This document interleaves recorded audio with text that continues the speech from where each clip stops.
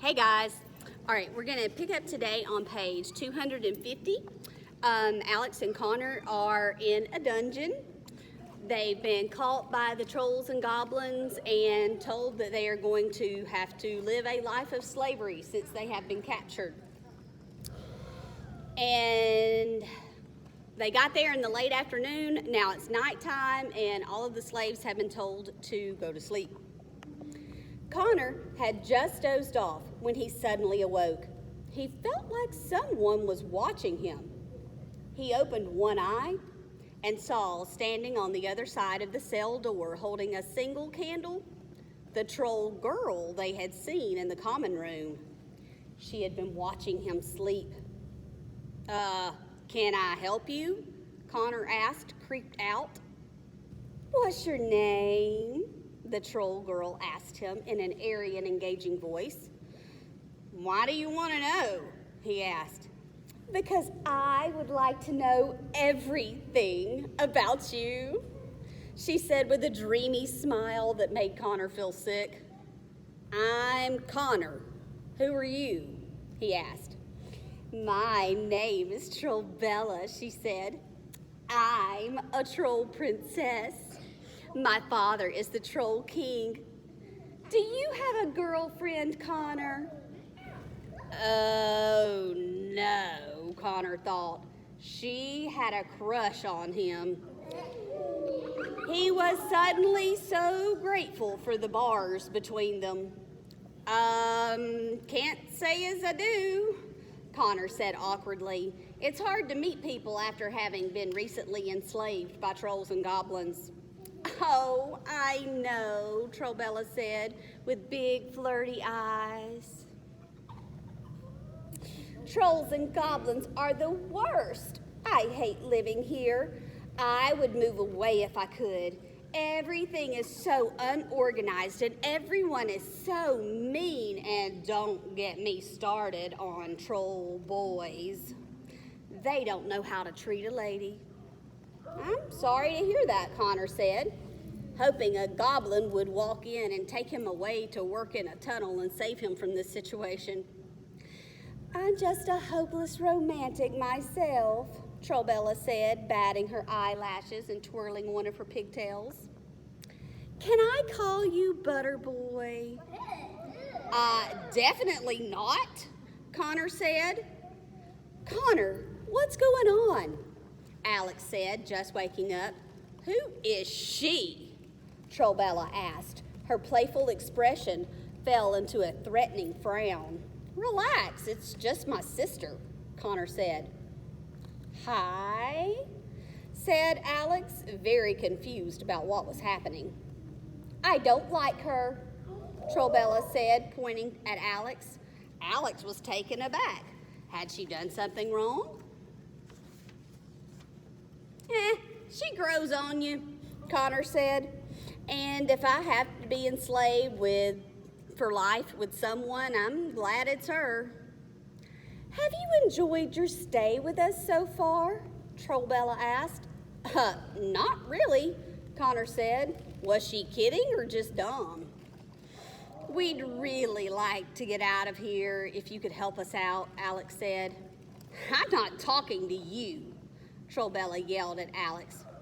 She then turned her head slowly and smiled at Connor. I may be able to give you freedom in exchange for something else. What's that? Connor said. Both of the twins would have been on the edge of their seats if they weren't on a dirty dungeon floor. A kiss? Trollbella said, staring passionately at Connor. Connor gulped. Well, I guess we're gonna be slaves forever. Trollbella frowned. Alex hit Connor upside the head. Kiss her, you dum-dum, and then we'll get out of here, Alex said. Do not hit my Butterboy, Trollbella said. And I never said I would let you go. I only said I would let him go. I didn't think he would be more inclined if you promised to let us both go, Alex said. No, I wouldn't. Please don't speak on my behalf, Connor chimed in. Neither of them was listening to him. Trollbella's nostrils flared, and she didn't like negotiating. She turned around and disappeared without saying a word. "Way to go, Connor," Alex said. "That may have been our only chance to escape." "There's no way I'm kissing that," Connor said. "Freedom or no freedom, you're asking way too much of me, Alex." The twins both jumped back from the cell door. Trollbella had quickly returned with a key, and she was ready to make a deal. "Pucker up, Butterboy," Trollbella said, and pushed her head against the bars of the cell door. "I can't do this. I physically cannot do this," Connor said. "Do you ever want to see home again?" Alex asked him. Connor looked as if he were about to vomit and cry at the same time. At a snail's pace, he approached Trollbella with his lips extended. He wasn't going fast enough for Alex, so she pushed him toward the cell door, and Trollbella grabbed a hold of him through the bars. She planted a big, fat, juicy kiss on him. "Pip, pip, pip, pip, pip," Connor said, breaking away from her. He was wiping his mouth like a maniac and gasping for air. Trollbella had a huge, satisfied grin on her face. "That was the worst thing you have ever done to me," Connor said, pointing at Alex, feeling completely betrayed. "How could you?" "All right, Trollbella," said Alex, ignoring her brother's dramatics. "A deal is a deal. Now let us go." Trollbella's smile dropped to a scowl. She reluctantly unlocked the cell door and opened it. And as she did, Alex caught sight of the other slaves in the dungeon. And a few of them were awake, but had been silent and intently staring at the twins. They'd never seen anyone be freed before. They hadn't thought it was even possible. "You're free to go," Trollbella said.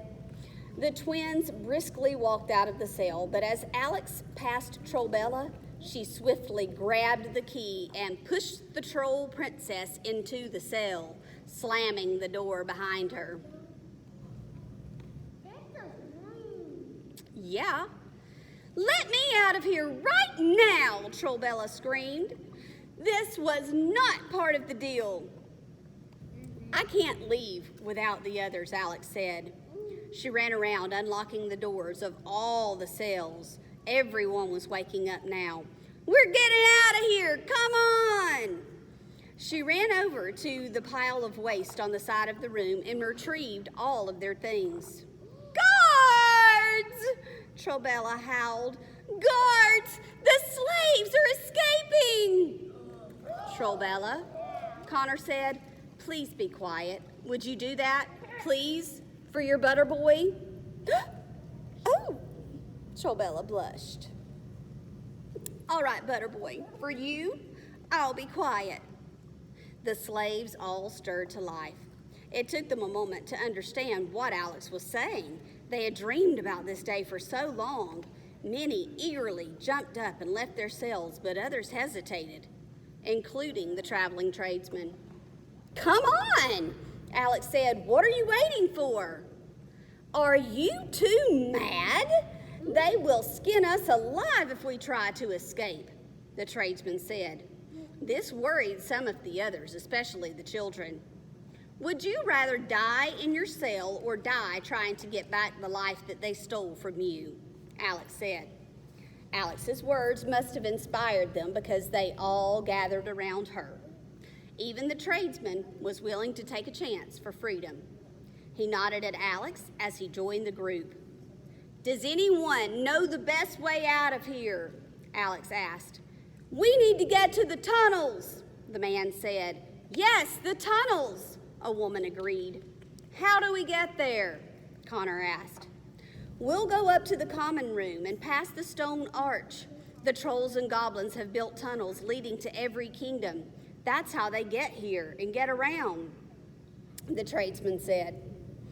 Do we need to worry about anyone catching us? Connor asked. They're all asleep now, Trollbella said with a sigh from her cell. Even the guards. That's why no one came when I called. All right, let's go, Alex said. Everyone be as quiet as possible and help the older and younger ones in the group.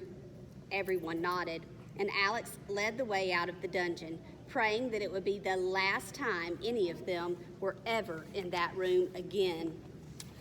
Until we meet again, Butterboy, Trollbella said, mwah, and blew Connor a kiss. Whatever, Connor said, and then followed the others out of the dungeon. Trollbella smiled from horn to horn. This had been the most exciting day in her entire life. The group of escapees traveled up the tunnels to the common room and snuck past a line of goblin guards. Just as Trollbella had said, they were asleep while standing guard. They finally reached the common room and they covered their mouths in horror at what they saw. All the trolls and goblins that Alex and Connor had seen carousing on their way in were spread across the floor, passed out asleep. How were they going to get to the other side of that room without stepping on one of them? Some were snoring, others were twitching in their sleep. Even the Troll King and Goblin King were asleep on their thrones. They could barely see the floor between the unconscious monsters sprawled across the room. Quickly and quietly, Alex whispered to the group. We can do this. Just be as careful as possible. They began tiptoeing around the sleeping creatures. Carefully, they put their feet between the monsters' spread out limbs, between the broken plates and goblets across the dirt floor, and in between the knocked over chairs and tables. Every time a troll or goblin made any noise or movement, everyone froze. Their hearts stopped for a moment. If any of the monsters were to wake up and see their slaves walking through the room toward the exit, it would be a disaster. Oh my. Bye, guys. Have a good weekend.